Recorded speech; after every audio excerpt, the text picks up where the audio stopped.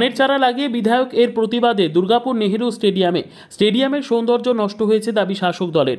আগামী দিনে এই স্টেডিয়ামকে আবারও পুরনো অবস্থায় ফিরিয়ে আনার দাবি তুলেছেন তৃণমূলের পাণ্ডবেশ্বরের বিধায়ক তথা পশ্চিম বর্ধমান জেলা সভাপতি নরেন্দ্রনাথ চক্রবর্তী।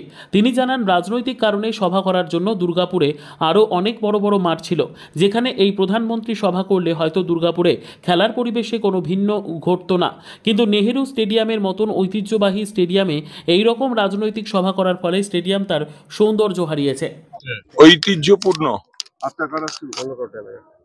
স্টেডিয়াম হলো নেহেরু স্টেডিয়াম, দুর্গাপুরের ফুসফুস বলতে পারেন।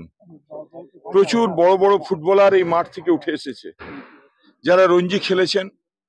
এখানেও রঞ্জির খেলা হয়েছে, সেলের খেলা হয়। যারা ইন্টারন্যাশনাল ক্রিকেটার তারা এই মাঠে এসে খেলেছেন। দুর্গাপুরে আরো অনেক বড় মাঠ ছিল, মেলা মাঠ ছিল, দুর্গাপুরের রথের মেলার মাঠ ছিল। এই মাঠগুলোতে নিশ্চয়ই প্রধানমন্ত্রী সভা করা যেত, কিন্তু যেভাবে সবুজকে ধ্বংস করে, যেভাবে এই মাঠের খেলাধুলার ভবিষ্যৎকে ধ্বংস করে, যেভাবে এই মাঠে প্রধানমন্ত্রী সভা হলো, এবং এই সভার পরে এই আমাদের প্রতিবাদের পর যদি এদের ঘুম ভাঙে, এই মাঠকে আবার নিজের অবস্থায় ফিরিয়ে আনতে হবে, নাহলে আরো বড় আন্দোলন হবে।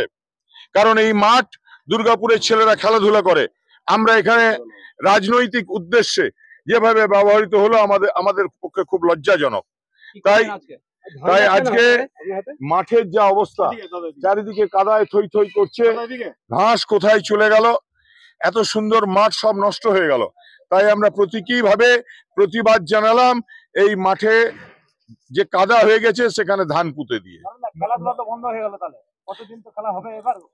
আমরা সেল কর্তৃপক্ষকে অনুরোধ করব যে অবিলম্বে এই মাঠের পরিচর্যার ব্যবস্থা করে নিতে হবে, মাঠকে পুনর অবস্থায় ফিরিয়ে আনতে হবে, তা নাহলে কিন্তু আরো বড় আন্দোলন হবে। নরেন্দ্র মোদীর যে সফর, যে শিল্প নিয়ে আসবে দুর্গাপুর, সেটা কি তাহলে কি মনে হচ্ছে যে একটা ভারতে আঘাতে মিশে গেল একদম? কোথায় শিল্প? মোদিজি কি একবারও কোনো শিল্পের উন্নয়নের কথা বলেছেন? বিওজিএল খুলে দেবেন? কোথাও বলেছেন এফসিআই খুলে দেবেন? কোথাও বলেছেন যে সেলের আরো এগিয়ে যাবে? উল্টো এমএমসির অবস্থা খারাপ, এমএমসি কে খুলে দেবেন বলেছেন?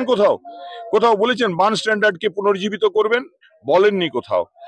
শুধু গিমিক, আর যেভাবে এখানে এসে তিনি রাজনৈতিক প্রচার, বিধানসভার ভোটের ডঙ্কা বাজিয়ে গেলেন।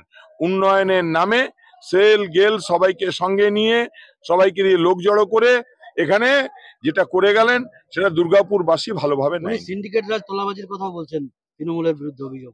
দেখুন, সিন্ডিকেট আর তোলাবাজি যদি কথা বলেন, তাহলে তো ওনাকে জিজ্ঞেস করতে হবে যে সবচেয়ে তোলাবাজির হলো যে পশ্চিমবাংলায় যে সমস্ত টাকাগুলো বন্ধ হয়ে গেছে, পশ্চিমবাংলার মানুষের ঘরের টাকা বন্ধ হয়ে গেছে, পশ্চিমবাংলার মানুষের খেটে খাওয়া গরিব মানুষের 100 দিনের টাকা বন্ধ হয়ে গেছে।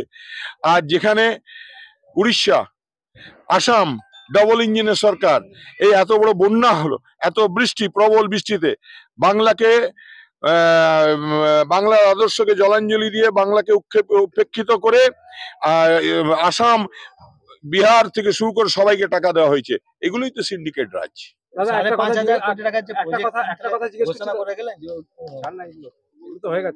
দাদা, আপনি যখন এখানে আমাদের বক্তব্য দিচ্ছেন, পিছন থেকে বিজেপি কর্মীরা স্লোগান দিচ্ছে জয় শ্রীরাম করে, কেন ওরা আপনার আশাটা কি পছন্দ করছে না? আরে ওরা জানে না যে খোদ মোদিজি শ্রীরামকে ছেড়ে দিয়েছেন।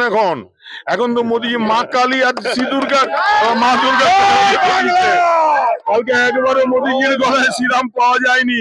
ওরা জানে না, তাই বলছে।